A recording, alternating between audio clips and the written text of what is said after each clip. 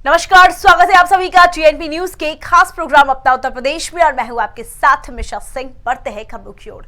उत्तर प्रदेश के मुख्यमंत्री योगी आदित्यनाथ 2 दिनों के मुंबई दौरे पर है। बता दें कि आज उनके मुंबई दौरे का दूसरा दिन है। वे अगले महीने लखनऊ में आयोजित किए जा रहे ग्लोबल इन्वेस्टर्स समिट से पहले यूपी में इन्वेस्टमेंट की संभावनाओं को लेकर उद्योगपतियों से मिल रहे हैं। ऐसे में महाराष्ट्र में विपक्ष की ओर से यह सवाल किया जा रहा है कि योगी आदित्यनाथ की मंशा कहीं मुंबई की फिल्म सिटी को यूपी में शिफ्ट करने का तो नहीं है। इन शंकाओं आशंकाओं का जवाब देते हुए सीएम योगी ने बताया कि मुंबई तो मुंबई है। यह शहर अर्थव्यवस्था की भूमि है, देश की आर्थिक राजधानी है। यूपी भारत की धर्म भूमि है, वहां धार्मिक राजधानी है। मुंबई से फिल्म सिटी ले जाने का हमारा कोई विचार नहीं है। हम तो वहां खुद की फिल्म सिटी तैयार कर रहे हैं। तो ही उत्तर प्रदेश में गाय और मवेशियों को बेहतर आश्रय प्रदान करने के लिए योगी आदित्यनाथ सरकार टीपीपी मॉडल पर बने गौ आश्रयों को शुरू करने की योजना बना रही है। साथ ही राज्य सरकार गाय आश्रयों को अपनी आय उत्पन्न करने के लिए आत्मनिर्भर बनाएगी। फसल की बर्बादी और यहां तक कि बड़ी दुर्घटनाएं झेल रहे किसानों के लिए मवेशियों के रहने का मुद्दा अब बीजेपी सरकार की प्राथमिकता बन गया है। बता दें कि चुनाव के दौरान पीएम नरेंद्र मोदी ने भी इस बायो फार्मिंग से जोड़कर समस्या के स्थायी समाधान की बात कही थी। रामनगरी अयोध्या में भगवान रामलल्ला का बहुप्रतीक्षित मंदिर बन रहा है। मंदिर में भगवान रामलल्ला की स्थायी मूर्ति लगाई जानी है। स्थायी मूर्ति को लेकर मंथन शुरू हो गया है। मूर्तिकला में पद्म विभूषण से सम्मानित मूर्तिकार को जिम्मेदारी दी गई है। मूर्ति के आकार, प्रकार और स्वरूप को लेकर भी मंथन का दौर शुरू हो गया है। भगवान रामलल्ला की मूर्ति आकाशीय यानी कि आसमानी ग्रे रंग के पत्थर से बनाई जाएगी, जिसकी उपलब्धता भी सुनिश्चित की जा रही है। मूर्ति 5 वर्ष के बालक स्वरूप भगवान रामलल्ला की होगी, जो खड़ी अवस्था में होगी। इसके लिए मूर्ति विशेषज्ञों की राय लेकर पहले चित्र बनाया जाएगा और फिर मूर्ति के छोटे छोटे प्रारूप बनाकर ट्रस्ट के सामने उन्हें रखा जाएगा। सबसे आकर्षक प्रारूप की मूर्ति भगवान रामलल्ला की अस्थायी मूर्ति के तौर पर चयनित की जाएगी। प्रदेश विधान परिषद की 5 सीटों पर चुनाव हो रहा है। इसके लिए नामांकन की प्रक्रिया शुरू हो गई है।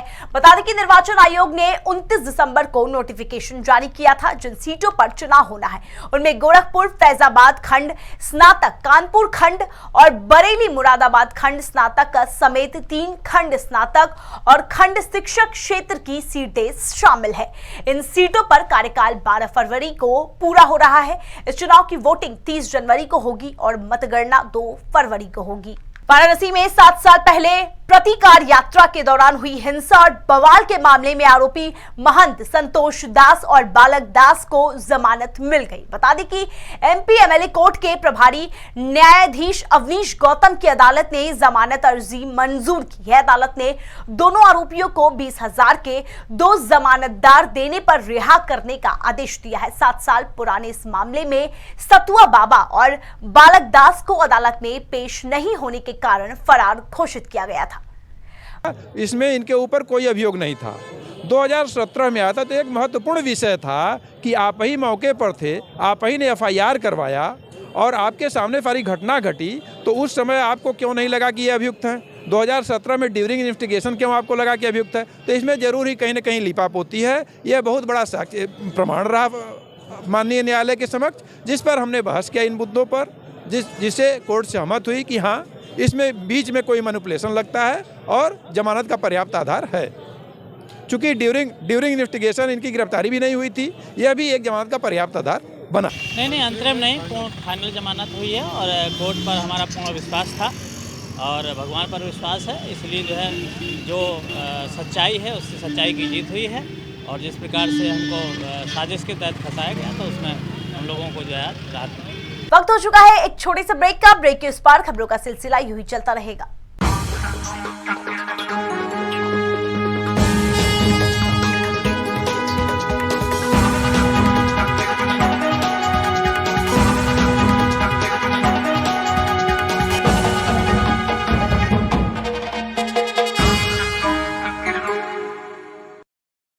स्वागत है आप सभी का। ब्रेक के बाद नजर डालते हैं आगे की खबरों पर।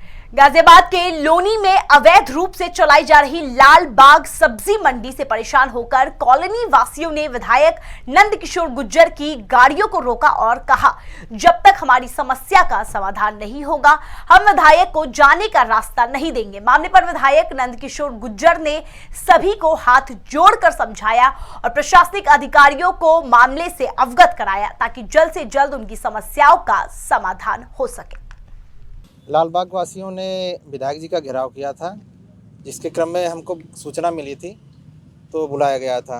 मैं यहाँ पर आया हूँ तो विधायक जी को ज्ञापन दिया गया था, जिसके क्रम में विधायक जी ने एडीएम साहब को मार्क कर दिया है। परेशानी क्या है लोगों को जो ज्ञापन दे? क्यों? मंडी को लेके ज्ञापन दिया गया है, मंडी सही जगह पर चलवाई जाए और सही लोगों को दी जाए। गाड़ी के सामने खड़े हो गए तो मैं कहा भाई रोको, हाथ जोड़े समझाए, वो हमसे खैर बात मान ली, तो इस बात के लिए मैं उनका आभारी हूँ। और उनका हमारे खिलाफ गाड़ी का घेराव करना या हमें घेर के खड़ा होना कि जब तक मंडी नहीं हटेगी नहीं जाओगे, वो ये उनकी पीड़ा है और लंबे समय से वो संघर्ष कर रहे हैं। इसमें माननीय न्यायालय का भी आदेश है और उसके बावजूद भी क्या कारण है, अधिकारियों को मैंने कहा है, बुलाया है अभी, और ये अभी तो जाने नहीं दे रहे हैं। अब मैं इनसे त्यागी जी से, बीरबल, ये सारे जितने भी हमारे यहाँ के प्रमुख लोग हैं, इनसे रिक्वेस्ट भी कर रहा हूँ, भाई मुझे दिल्ली एक कार्यक्रम में जाना है, लेकिन अब ये कह रहे जब तक नहीं जाओगे जब तक निर्णय नहीं होगा।